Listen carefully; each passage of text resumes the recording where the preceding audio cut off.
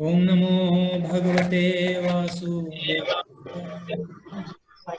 ओम नमो भगवते वासुदेवाय। ओम नमो भगवते वासुदेवाय। ओम ज्ञानतिमिरान्धस्य ज्ञानाञ्जनशलाकया चक्षुर्मीलितं येन तस्मै श्रीगुरवे नमः। हे कृष्ण करुणा सिंधु दीनबंधु जगतपते गोपेश गोपिका कांत राधा कांत नमस्तुते। तप्त कांचन गौरांगी राधे वृंदावनेश्वरी वृषभानुसुते देवी प्रणमामि हरिप्रिये। वाञ्छाकल्पतरुर्भक्ष कृपा सिन्धुभ्य एव च पतितानां पावनेभ्यो वैष्णवेभ्यो नमो नमः। जय श्री कृष्ण चैतन्य प्रभु नित्यानंद श्री अद्वैत गदाधर श्रीवासादि गौरभक्तवृंद।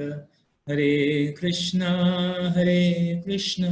कृष्ण कृष्ण हरे हरे, हरे राम राम राम हरे हरे। हरे कृष्ण। तो आज हम चर्चा करेंगे श्रीमद् भगवद गीता अध्याय 3 श्लोक संख्या 21। यद यद आचरति श्रेष्ठ तत्तद्देवेतरो जना स यत् प्रमाणं कुरुते लोकस्तदनुवर्तते। यद यद आचरति श्रेष्ठ तत्तद्देवोत्तरो जना स यत् प्रमाणं कुरुते लोकस्तदनुवर्तते। यद यद आचरति श्रेष्ठ तत्तद्देवोत्तरो जना स यत् प्रमाणं कुरुते लोकस्तदनुवर्तते। इसका अनुवाद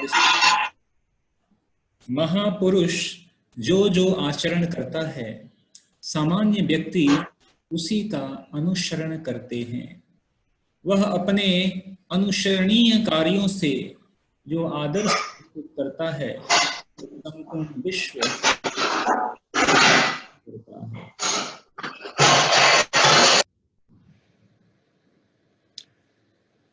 हरे कृष्ण। तो आज हम महत्वपूर्ण श्लोक ले रहे हैं श्रीमद् भगवद गीता अध्याय 3। और इससे पहले भगवान ने यह बात कही भगवद गीता में, कर्मणैव हि संसिद्धिम आस्थिता जनकादय लोक संग्रह मेवापि संपश्यन कर्तुम अर्हसि। तो वहां पर भगवान बता रहे हैं कि महाराज राजा जनक की बात कर रहे हैं कि वहां राजा जनक जैसे राजाओं ने अपने नियत कर्मों को करने से सिद्धि प्राप्त की है और अतः सामान्य जनों को शिक्षित करने की दृष्टि से भगवान कह रहे हैं अर्जुन को कि सामान्य जनों को शिक्षित करने की दृष्टि से हे अर्जुन तुम्हें कर्म करना चाहिए। तो इस श्लोक जो अभी हम चर्चा करने वाले हैं इसके पहले के श्लोक में 3:20 में भगवान यह बात कह रहे हैं, राजा जनक का उदाहरण दे रहे हैं और साथ ही साथ महाराजा जनक का उदाहरण देते हुए भगवान अर्जुन को यह कह रहे हैं कि हमें ऐसा कार्य करना चाहिए जिससे कि सामान्य जन को शिक्षा मिले, शिक्षित करने की दृष्टि से। उसमें प्रभुपाद कहते हैं कि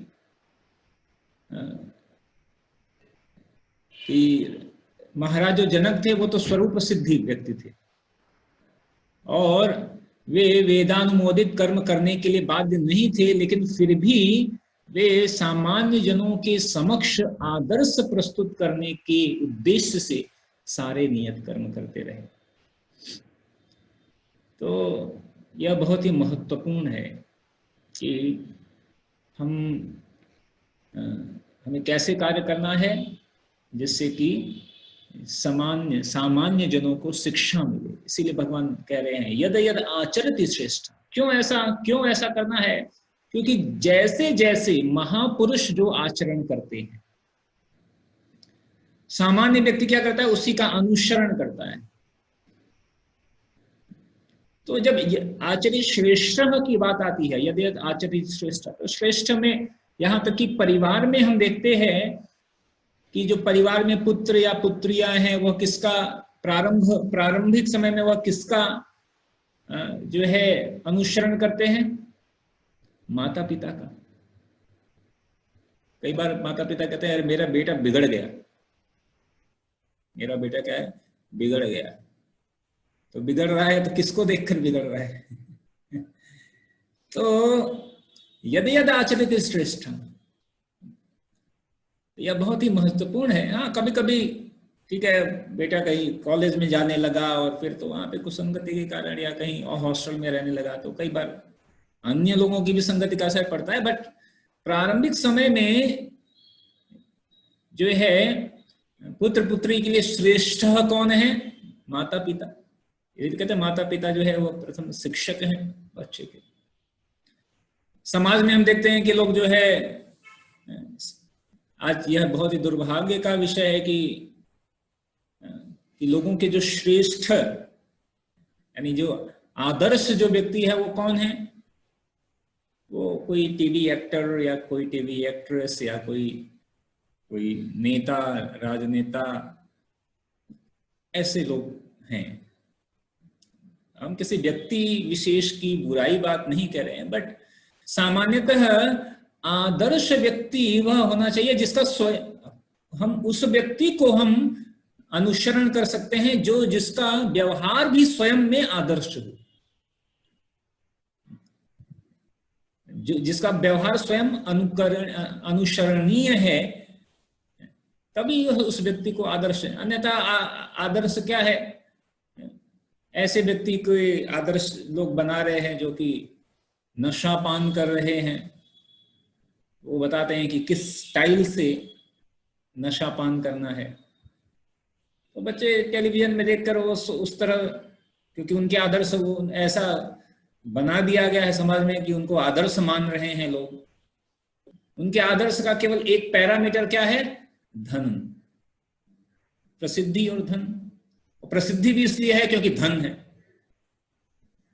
धन और प्रसिद्धि, तो उसको आदर्श मान लेते हैं लोग। पहले धन के पीछे, जिसके पास अधिक धन है वो आदर्श बन जाता है, चाहे उसका आचरण अनुसरणीय हो या न हो। तो यह भगवत गीता तो इसकी संतुष्टि नहीं करता, लेकिन सामान्य जन फिर भी जो है ऐसा अनुसरण करते हैं। प्रभुपाद कह रहे हैं सामान्य लोगों को सदैव एक ऐसे नेता की आवश्यकता होती है जो व्यावहारिक आचरण द्वारा जनता को शिक्षा दे सके। तो ऐसे सब जरूरत होती है सामान्य लोगों को, जिसका व्यवहार का वह पालन कर सके। तो प्रभुपाद करें यदि नेता स्वयं धूम्रपान करता है तो वह जनता को धूम्रपान बंद करने की शिक्षा नहीं दे सकता है। तो अगर नेता में ही कोई अवगुण है तो वह दूसरों को क्या कोई शिक्षा तो दे नहीं सकता है। तो उनके में जो अवगुण है वो अवगुण की शिक्षा वो दूसरों को दे रहे हैं अपने व्यवहार से। चैतन्य महाप्रभु ने कहा है कि शिक्षा देने के पूर्व शिक्षक को ठीक ठीक आचरण करना चाहिए। यह भी महत्वपूर्ण है, क्योंकि अगर हम किसी को शिक्षा दे रहे हैं तो शिक्षा देने से पहले हमें शिक्षा, क्योंकि यह भी महत्वपूर्ण, क्योंकि जब तक हमारा आचरण हम उसको उतार नहीं रहे हैं, और अगर हम किसी को बोलेंगे भी तो अब परिवर्तन नहीं होगा। देखते हैं श्रील प्रभुपाद के चरित्र से कि श्रील प्रभुपाद के पहले अनेकों लोग विदेश में गए, अनेकों लोग विदेश में गए भगवत भक्ति का प्रचार करने के लिए, कृष्ण भक्ति का प्रचार करने के लिए। लेकिन कुछ लोग वहां पे गए और उनके रंग में ढल गए। प्रभुपाद को भी एक बार किसी ने बोला था कि प्रभुपाद आप यहाँ पर अमेरिका में आए हुए हैं और ये धोती कुर्ता पहन के आप प्रचार करेंगे, नहीं होगा। आप क्या करिए कि suit boot tie, coat pant tie ऐसा पहन के फिर प्रचार करिए। तो प्रभुपाद ने कहा नहीं। किसी ने कहा प्रभुपाद आपने ये 4 नियम रखे हुए हैं, ये 4 नियम अगर आप इसमें से 4 में से 1 नियम कम कर दें, 3 नियम कर दें, तो बहुत फॉलोअर्स आ जाएंगे। प्रभुपाद ने कहा नहीं।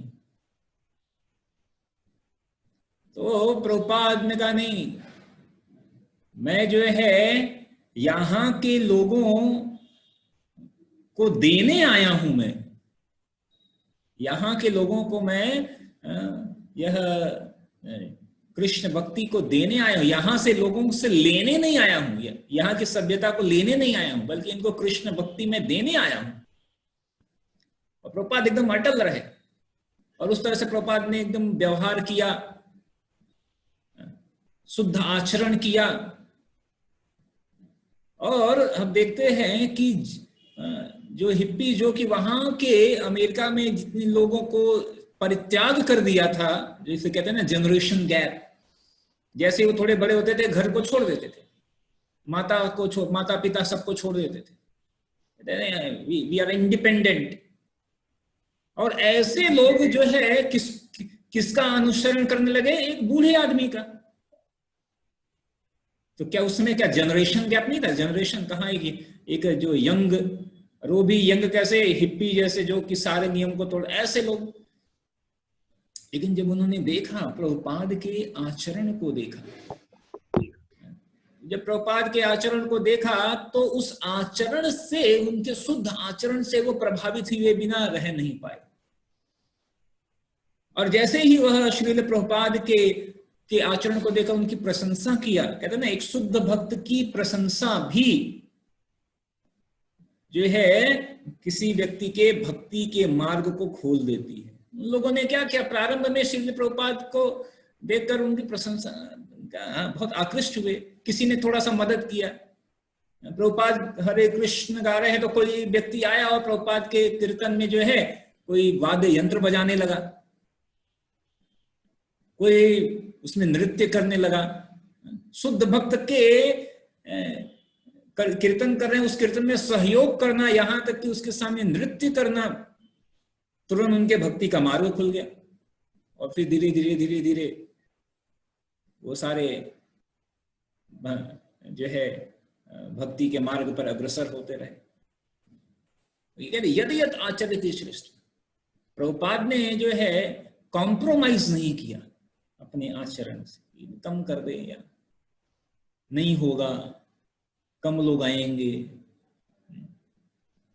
इसीलिए कई बार हम लोग भी ऐसा सोचते हैं, अरे कम हो रहा है थोड़ा, नहीं, जो है आचरण, हमें जो शिक्षा है उस शिक्षा को एज इट इज देना है। आगे प्रभुपाद कह रहे हैं कि जो इस प्रकार शिक्षा देता है वह आचार्य या आदर्श शिक्षक कहलाता है। तो आदर्श शिक्षक कौन है? जो स्वयं उस शिक्षा को, जो शिक्षा दे रहा है उस शिक्षा पर स्वयं ही आचरण करे। कोई क्या शिक्षा दे रहे हैं कि आपको क्या करना है? तृणादपि सुनीचेन बनना है, आपको क्या करना है? किसी की निंदा नहीं करना है। तो अगर वह भी आपको क्या करना है? सहनशील बने रहना है। लेकिन अगर वही व्यक्ति फिर तो जो कह रहा है पहले उसको जो स्वयं करेगा, तो कहते हैं ना कि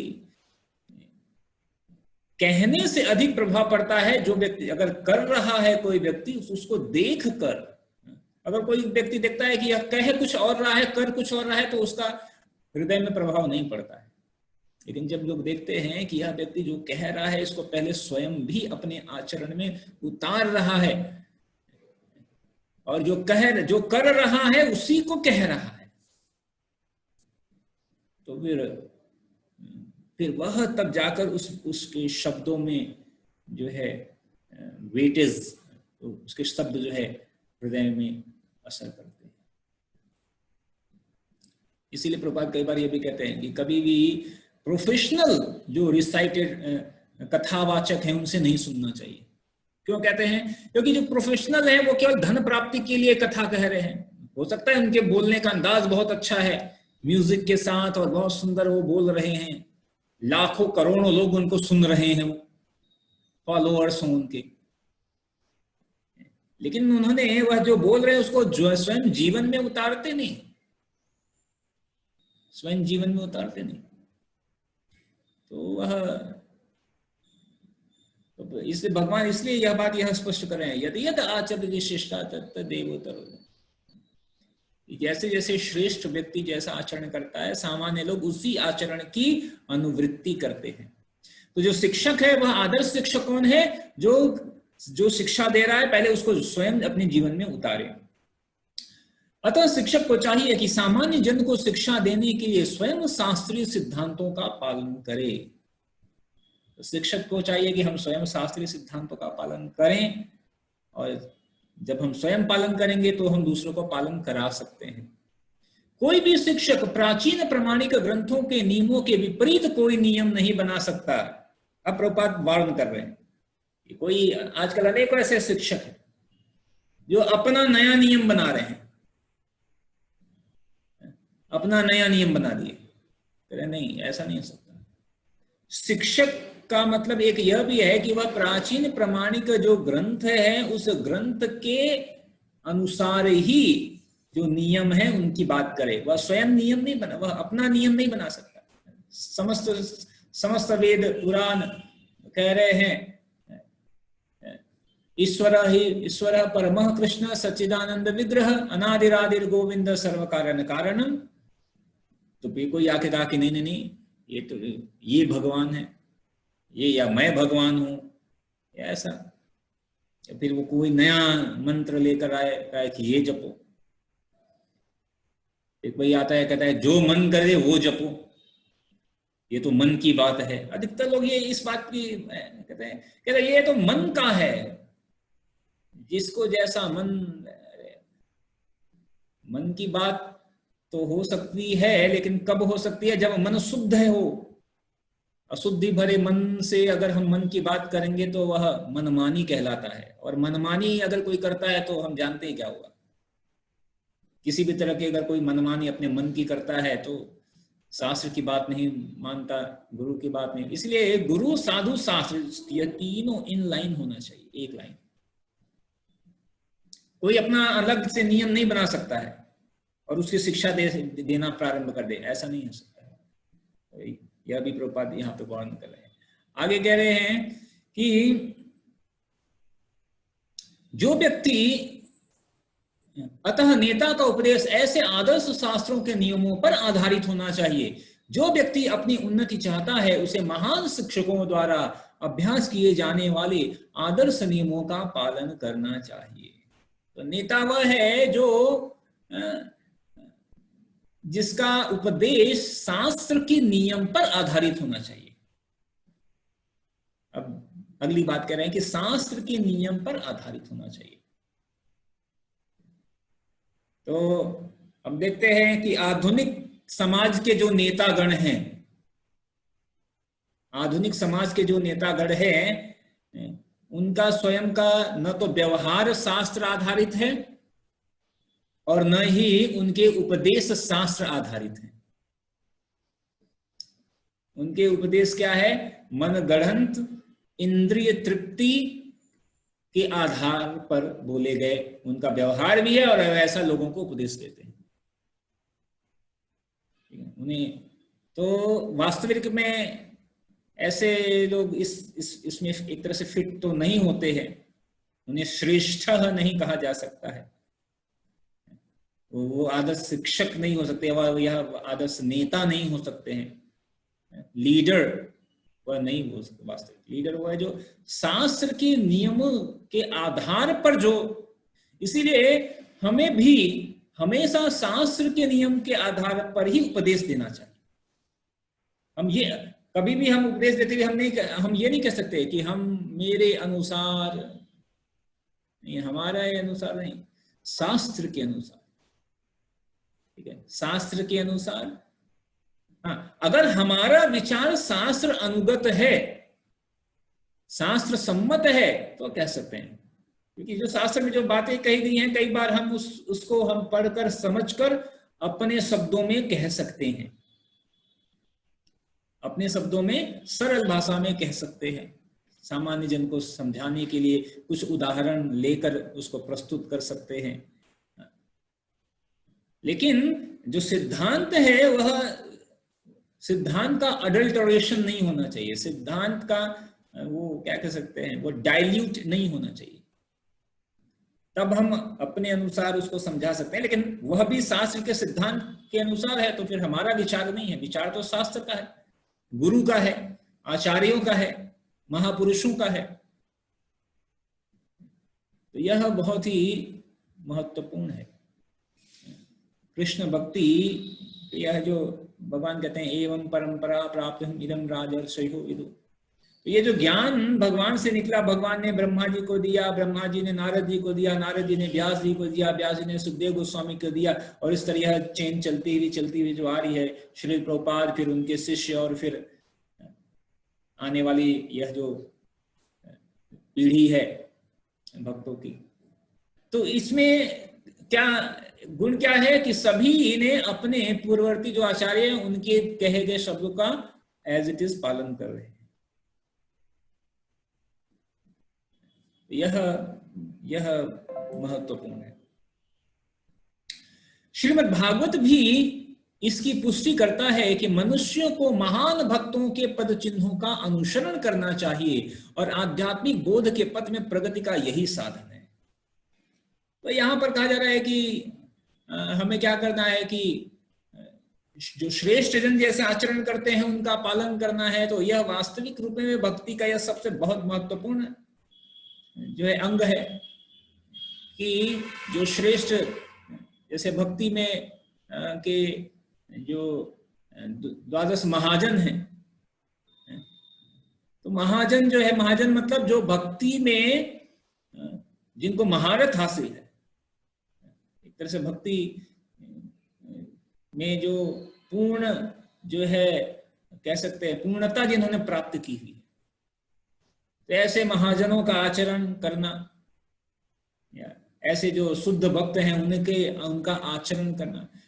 तो प्रभुपाद करें कि यह जो है महान भक्तों के पद चिन्हों का जो अनुसरण करना, यह वास्तविक रूप में प्रगति का यही साधन है। प्रगति का यही साधन है कि हम जो प्रामाणिक भक्त है उन भक्तों के पद चिन्हों का अनुसरण करें।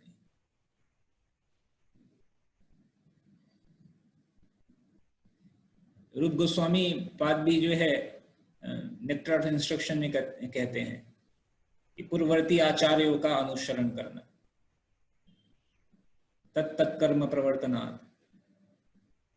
जो पूर्ववर्ती आचार्य हैं उन्होंने जैसा कार्य किया उनके कार्य को या उनके आचरण को हमें उनका अनुसरण करना है। इन संस्कृत में 2 शब्द आता है, एक आता है अनुसरण और एक होता है अनुकरण।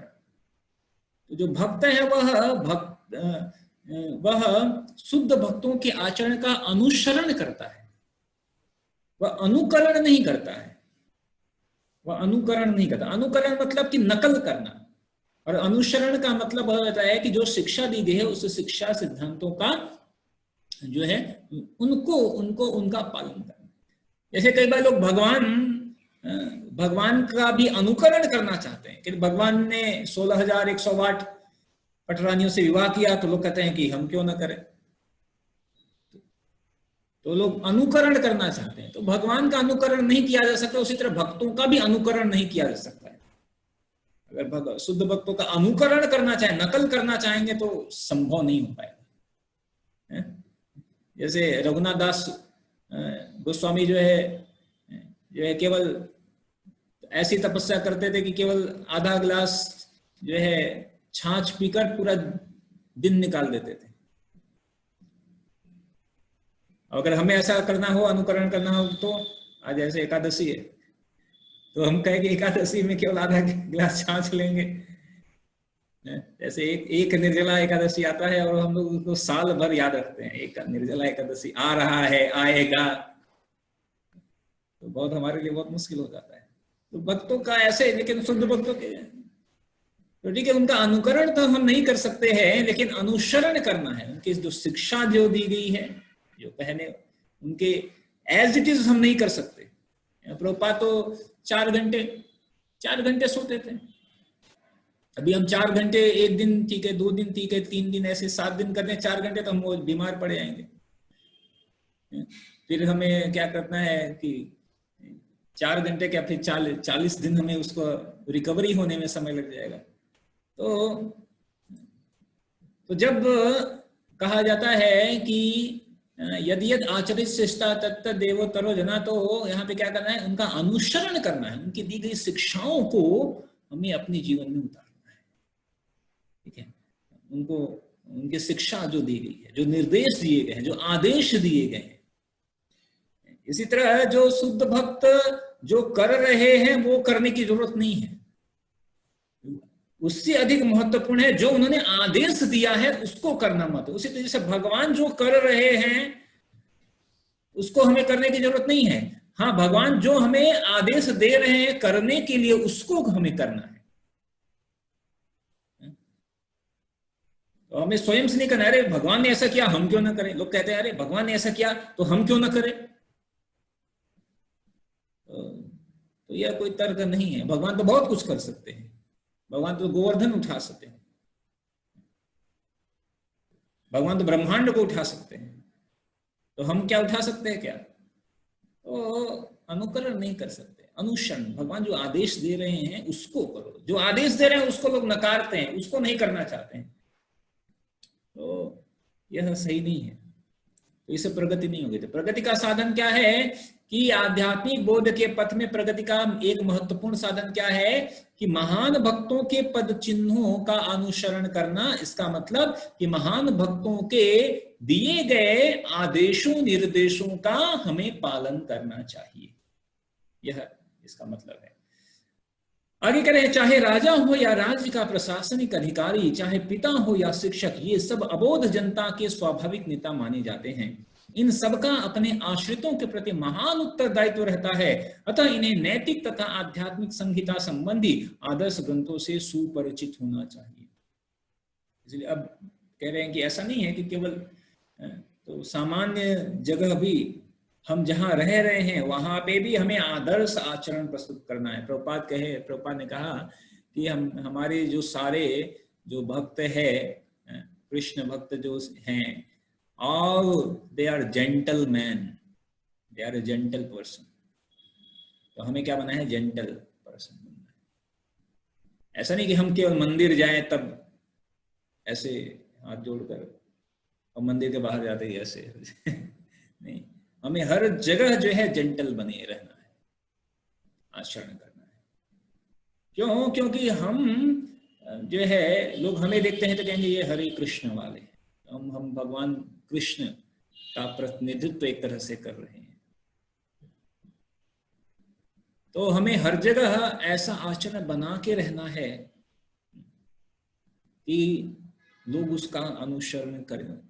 जाने अनजाने लोग करते ही हैं, और इसीलिए विशेष रूप से जो गृहस्थ हैं उनके ऊपर और अधिक उत्तरदायित्व है, क्योंकि उनके जो बच्चे हैं वह अपने माता पिता को बचपन से, जब एक तरह से जब बहुत अधिक बुद्धि नहीं है तब से उनको देख रहे हैं, उनका अनुसरण कर रहे हैं।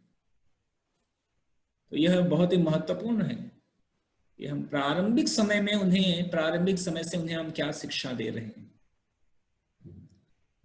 क्योंकि यह माता पिता भी जो है अपने आश्रित, जो भी आश्रित, जिनके भी आश्रित है, जो भी अभिभावक है, तो उनका भी एक बहुत बड़ा उत्तरदायित्व बनता है। इसीलिए शास्त्र कहते हैं यह बहुत ही महत्वपूर्ण है कि हमारे अगर कोई आश्रित है तो हमें ऐसा कार्य करना पड़ेगा कि अपने आश्रित जो भी हैं हमारे, तब वो आश्रित में कोई भी हो सकता है, गुरु हो सकता है, गुरु के आश्रित शिष्य हो सकता है, माता पिता के आश्रित उनके पुत्र पुत्री हो सकते हैं, ठीक है, देवताओं के आश्रित उनके भक्त, या कोई भी। कह रहे हैं कि जो अपने आश्रित को जन्म मृत्यु के चक्र से मुक्त न करा दे, तो ऐसा जो है गुरुजन या ऐसा जो है देव या ऐसा माता पिता या अधिक कोई श्रेष्ठ नहीं है, उसे नहीं बनना चाहिए। यह भी महत्वपूर्ण, बहुत बड़ी यह जिम्मेदारी है, रिस्पॉन्सिबिलिटीज, बहुत बड़ी उत्तरदायित्व है कि हम अपने आश्रितों को इस तरह हम उनको शिक्षा दें। और समय के साथ साथ it's become very challenging, very difficult task, क्योंकि समय के साथ साथ बच्चे बड़े होते हैं, भी बाहर जाते हैं, बाहर भी संग कर रहे हैं, और हमसे संग बहुत कम कर पा रहे हैं, बाहर लोगों से अधिक, तो फिर उनसे प्रभावित होना उनके बहुत धीरे धीरे या बहुत ही, इसीलिए हमें एक तरह से ऐसा कल्चर या ऐसा संघ, क्योंकि जिस जिस जिस जहां संघ अधिक होगा वह उन्हीं से प्रभावित होंगे। आप जितना भी चाहे रोको, लेकिन उस संघ से प्रभावित होंगे। ये हमारे लिए आगे बहुत चैलेंजिंग है, यह चुनौती है कि किस प्रकार हम अपने जो आश्रित हैं उनको हम एक कृष्ण भावनामृत एक कल्चर या वातावरण उनको हम दे सकें। और इसका एक ही विकल्प है, वह है जो दैवी वर्णाश्रम पद्धति। तो वर्णाश्रम पद्धति में जो है वही एक वास्तविक एकमात्र विकल्प है। इस पर धीरे धीरे जो श्रील प्रभुपाद का भी, अगर कुछ साल प्रभुपाद और रहते इस धराधाम पर, तो निश्चित ही यह दैवी वर्णाश्रम पद्धति के ऊपर कार्य करते, जो फॉर्म कम्युनिटी हाउस है। अन्यथा इस बाहर के इस भौतिक समाज में अगर कोई जा रहा है और तो उससे प्रभावित न हो, यह बहुत ही मुश्किल है।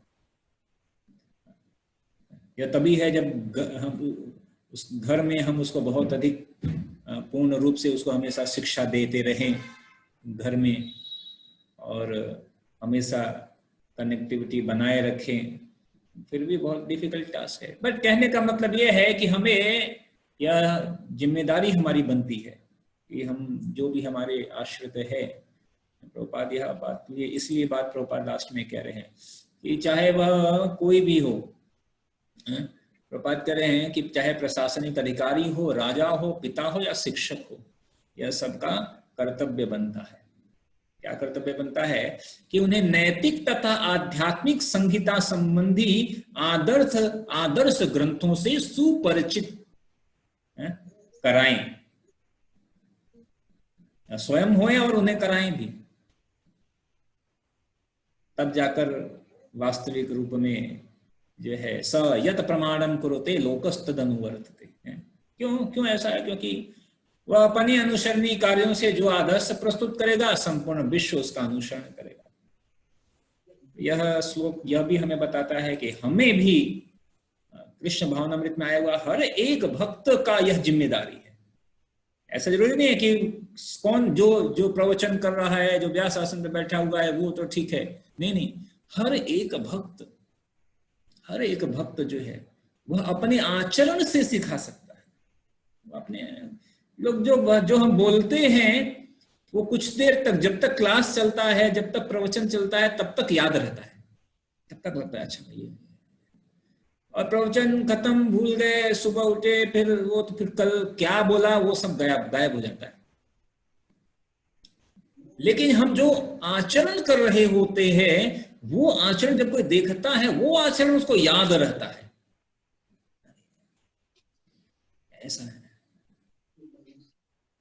एक सिंपल सा उदाहरण है, दो व्यक्ति है, एक व्यक्ति बहुत सुंदर आचरण करता है, मधुर आचरण करता है, लेकिन उसका उतना अच्छा बोल नहीं पाता। दूसरा व्यक्ति है जो बहुत अच्छा बोलता है, लेकिन जब आचरण करता है तो ऐसा लगता है कि सब डंडा मारा, सब उससे तो लोग किससे अधिक संग करेंगे? लोग संग उससे करेंगे जो अधिक अच्छा आचरण करता है, ठीक है, जैसे बोलने में नहीं। तो इसलिए जाहिर सी बात है, हमें पूर्ववर्ती आचार्यों के ही बोले गए शब्दों को हमें दोहराना है, लेकिन साथ ही साथ आचरण करना अधिक महत्वपूर्ण